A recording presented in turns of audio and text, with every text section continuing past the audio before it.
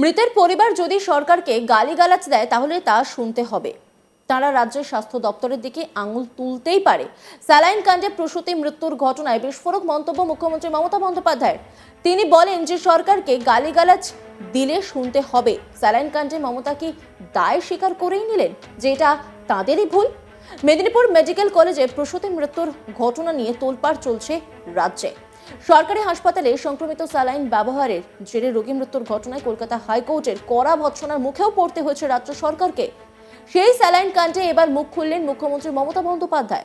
নবান্নের সাংবাদিক বৈঠকে সেই ঘটনার রিপোর্ট প্রকাশ করে মুখ্য সচিব মনোজ পান্ত জানালেন, চিকিৎসকদের গাফিলতি ছিল। মেদিনীপুর মেডিকেল কলেজের 12 জন ডাক্তারকে সাসপেন্ডের কথাও ঘোষণা করা হয় নবান্ন থেকে। নাম করে করে প্রত্যেকের গাফিলতি চিহ্নিত করেন মুখ্যমন্ত্রী। এদিন নবান্নে মেদিনীপুর মেডিকেল কলেজে প্রসূতি মৃত্যুর ঘটনায় তদন্ত রিপোর্ট পেশ করে রাজ্য। নবান্নের সভাগৃহ থেকে বৃহস্পতিবার সাংবাদিকদের মুখোমুখি হয়ে মমতা বন্দ্যোপাধ্যায় বলেন, এই ঘটনায় যদি মৃতের পরিবার সরকারকে গালিগালাজ দেয় তাহলে তা শুনতে হবে। তারা রাজ্যের স্বাস্থ্য দপ্তরের দিকে আঙুল তুলতেই পারেন। কি বলেছেন তিনি, শোনাবো আপনাদের। গভর্নমেন্টের একটা পলিসি আছে, সিনিয়র ডাক্তারদের 8 ঘন্টা করে হসপিটালে ডিউটি দেওয়া।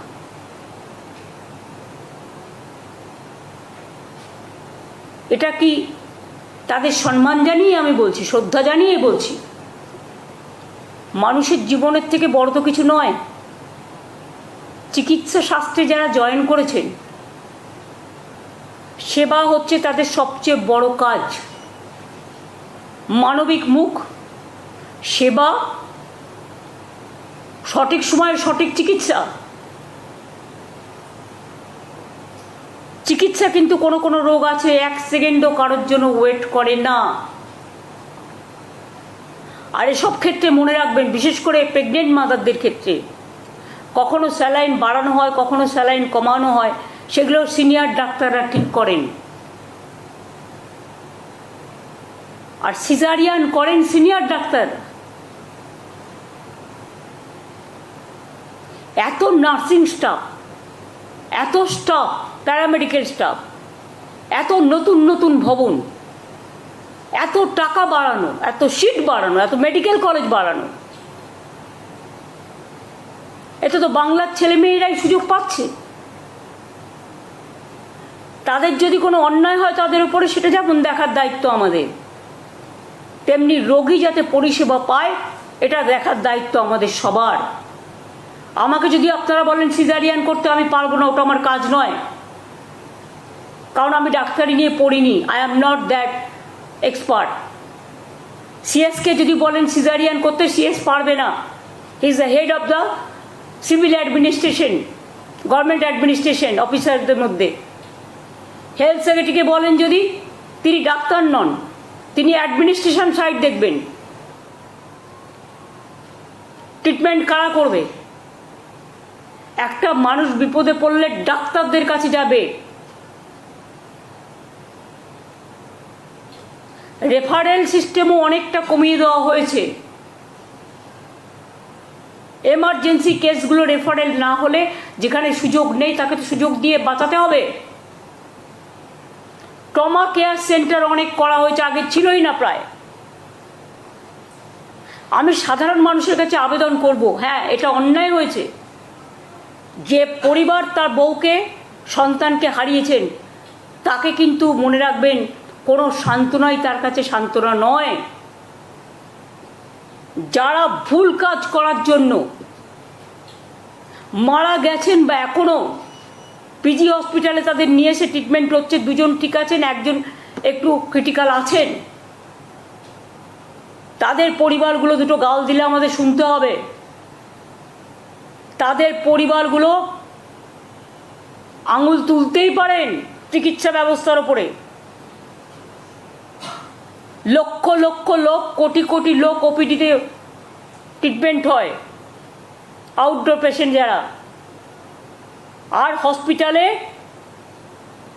এমার্জেন্সি কেসগুলো আগে হয়, বাদবাকি যেগুলো পরে হয় ডাক্তারের ডেট দিয়ে দেয়, যাতে তাদের যতক্ষণ অপারেশন না হচ্ছে তাদের সঠিক সময় সঠিক মেডিসিনটা পড়ে। এছাড়াও অনেক প্রাইভেট হসপিটালও আছে, অনেক প্রাইভেট হাসপাতালে স্বাস্থ্যসাথী কার্ডওয়ালাও হয়েছে, সেটাকেও আমরা মনিটরিং করি এবং আমরা ক্লিনিক্যাল এস্টাবলিশমেন্ট অ্যাক্ট অনুযায়ী আমাদের কমিশন আছে, সেখানে হাইকোর্টের একজন মাননীয় বিচারপতি, তিনি তার চেয়ারম্যান আছেন। এনি কমপ্লেন তারা জানাতেই পারেন পাবলিক। তিনি আরো বলেন, প্রসূতির চিকিৎসার সময় সিনিয়র ডাক্তাররা উপস্থিত ছিলেন না। চিকিৎসকেরা ঠিকমতো দায়িত্ব পালন করলে মাকে বাঁচানো যেত। এটা খুবই দুঃখজনক ঘটনা। কি বলেছেন তিনি, শোনাব আপনাদের। যে ঘটনা ঘটেছে সেটা খুবই শকিং ইনসিডেন্ট, এবং সে ব্যাপারে কী রেকমেন্ডেশন এসছেন এবং আমাদের কি রেকমেন্ডেশন, এবং আমরা রিপোর্টটা পেয়ে গেছি, তাই আজকে আপনাদের কাছে এসেছি আমরা খোলাখুলিভাবে কথা বলতে। সবার রিপোর্ট পেয়ে এখানে chief secretary, health secretary present আছেন। সিএস আপনাদের একটা জিস্ট বললেন এবং তাতে পুরোটাই আপনারা দেখতে পাচ্ছেন। যাদের কাছে মানুষের ভাগ্য নির্ধারিত হয়, যাদের হাতে সন্তানের জন্ম হয়, যারা যারা সেদিন ওখানে দায়িত্বে ছিলেন মেদিনীপুরে, তারা কিন্তু তাদের দায়িত্ব যদি সঠিকভাবে পালন করতেন তাহলে কিন্তু এই মাকে বাঁচানো যেত, সন্তানকেও বাঁচানো যেত। স্যালাইন কাণ্ড প্রসঙ্গে মুখ খুলেছেন বিজেপি নেতা দিলীপ ঘোষ। তিনি জানান, স্বাস্থ্য সচিবকে সাসপেন্ড করা উচিত, নয়তো মমতা বন্দ্যোপাধ্যায়ের পদত্যাগ করা উচিত। ডাক্তাররা শুধু চিকিৎসা করেন, তাদের যা দেওয়া হয় তারা সেটাই ব্যবহার করেন, যা দায়ী তাদেরকে আড়াল করা হচ্ছে। কি বলেছেন তিনি, শোনাব আপনাদের। এটাও যেমন একটা দিক, ডাক্তাররা তো আর কেনাকাটা করেন না। কেন স্বাস্থ্য সচিবকে তলব করা হবে না? সাসপেন্ড করলে ওনাকেই করা উচিত, আর তাহলে মমতা ব্যানার্জির পদত্যাগ করা উচিত, কারণ দায়িত্ব উনি আছেন। কেনাকাটার সঙ্গে ডাক্তারদের কোথায় সম্পর্ক আছে? তারা তো চিকিৎসা করেন, যা সামগ্রী তাদের দেওয়া হয় সেটা তারা ব্যবহার করেন। ডাক্তাররাও দায়ী নয়, রোগীরাও দায়ী নয়, দায়ী যারা তাদেরকে আড়াল করা হচ্ছে। হিম্মত থাকলে মমতা ব্যানার্জি তদন্ত করুন, দোষীদের সাজা দিন।